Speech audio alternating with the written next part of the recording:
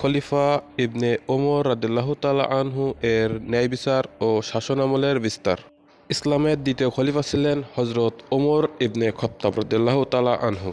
খলিফা ওমর রাদিয়াল্লাহু তাআলা আনহু ইসলাম গ্রহণের আগে ছিলেন একজন শক্তিশালী ও কঠোর মানুষ, কিন্তু ইসলাম গ্রহণের পরে তার চরিত্রে একটি অসাধারণ পরিবর্তন আসে।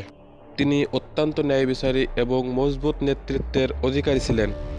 ওমর রাদিয়াল্লাহু তাআলা আনহুর ইসলাম গ্রহণের বিষয়টা ছিল একটু অন্যরকম। তার বোনের কাছে কোরআন তেলাওয়াত শুনে আবেগপ্রবণ হয়ে যায় এবং হজরত মুহাম্মদ সাল্লাল্লাহু আলাইহি সাল্লামের কাছে ছুটে যান ইসলাম গ্রহণের জন্য। ইসলাম গ্রহণের পর হজরত ওমর রাদিয়াল্লাহু তাআলা আনহু ইসলামের খলিফা হিসেবে দায়িত্ব গ্রহণ করেন। দায়িত্ব গ্রহণের পরেই হজরত ওমর রাদিয়াল্লাহু তাআলা আনহু ইসলামী শাসন ব্যবস্থা প্রতিষ্ঠার লক্ষ্যে বিভিন্ন পদক্ষেপ গ্রহণ করেন।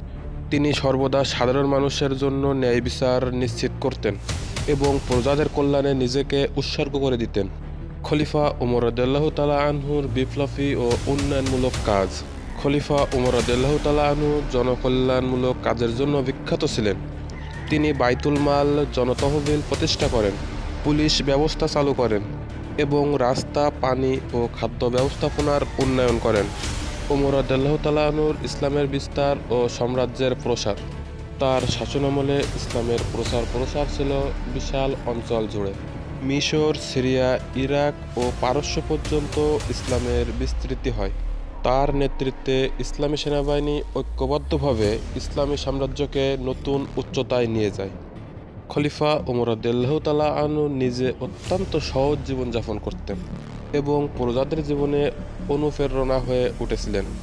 তিনি নিজের জীবনে কখনো সুযোগ সুবিধা নিতেন না, সর্বদা প্রজাদের সেবায় নিবেদিত থাকতেন। হজরত ওমর রাদিয়াল্লাহু তাআলা আনহু শিখে গেছেন কিভাবে ন্যায় বিচার প্রতিষ্ঠা করতে হয় এবং নেতৃত্ব পরিচালনা করতে হয়। হজরত ওমর রাদিয়াল্লাহু তাআলা আনহু সারা বিশ্বের একজন মুসলিম নেতা হিসাবে সমস্ত মুসলমানের হৃদয়ে উজ্জ্বল দৃষ্টান্ত হয়ে থাকবেন।